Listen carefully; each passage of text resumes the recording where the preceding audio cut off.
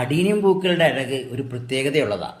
ഇനി അതിൻ്റെ കോട്ടക്സ് ഭാഗം കൂടി മനോഹരമാണെങ്കിലോ പറയാനുമില്ല. ഇതുപോലുള്ള നീളമുള്ള കുപ്പികളിൽ നമ്മുടെ അഡീനിയത്തിൻ്റെ തൈകൾ നട്ട് ഒരു വർഷം കഴിഞ്ഞത് മാറ്റിക്കഴിഞ്ഞാൽ മനോഹരമായ കോട്ടക്സോട് കൂടിയ ചെടികൾ ഉണ്ടാക്കാൻ സാധിക്കും. അതാണ് ഇപ്പോൾ ചെയ്യാൻ പോകുന്നത്. ഇതിങ്ങനെ അതിൻ്റെ ആ അടിഭാഗത്തുള്ള മണ്ണുകൾ മാറ്റുമ്പോൾ എത്ര അകലത്തിലാണ് അത് ആഴത്തിലാണ് പോയിരിക്കുന്നതെന്ന് നോക്കണം.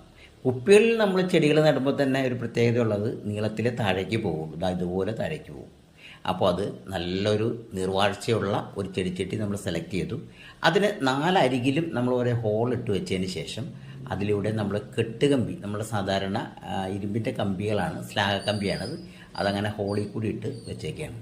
അത് ആടി താഴേക്ക് വീഴാതിരിക്കാനും വേര് പിടിക്കും വരെയെങ്കിലും നിൽക്കാനും വേണ്ടിയിട്ടാണ് നമ്മളത് ചെയ്തിരിക്കുന്നത്.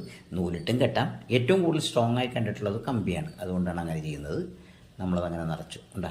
പോട്ടി മിക്സ് നമുക്ക് എങ്ങനെയെങ്കിലും ആവാം. നല്ല വളമൊന്നും ആദ്യമേ ഇട്ട് കൊടുക്കണമെന്നില്ല.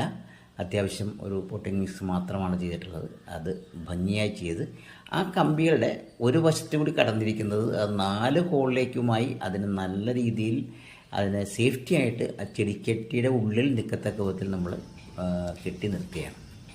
ഇത് കുറച്ച് കഴിഞ്ഞ് നമുക്ക് അഴിച്ചു മാറ്റാം. ഒരു 2-3 മാസം കഴിയുമ്പോൾ വലിച്ചു കഴിഞ്ഞാൽ ഉരിപ്പ് വരും.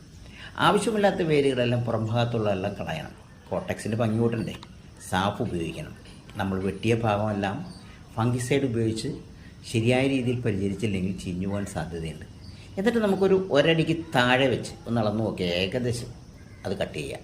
പറ്റുമെങ്കിൽ ഇവിടെ നമ്മളൊന്ന് ഏതെങ്കിലും മറ്റൊരു നിറത്തിലുള്ളൊരു ചെടികളുടെ പൂവിൻ്റെ തല പിടിപ്പിക്കുന്നത് നല്ലതാണ്. ഗ്രാഫ്റ്റിംഗ് ഇവിടെ അനിവാര്യമായൊരു സംഭവമാണ്. അപ്പോൾ ഇവിടെ വേണമെങ്കിൽ അതും കൂടി ചെയ്താൽ മനോഹരമായ പൂവുണ്ടാവും. ഒന്ന് പരീക്ഷിക്കാം.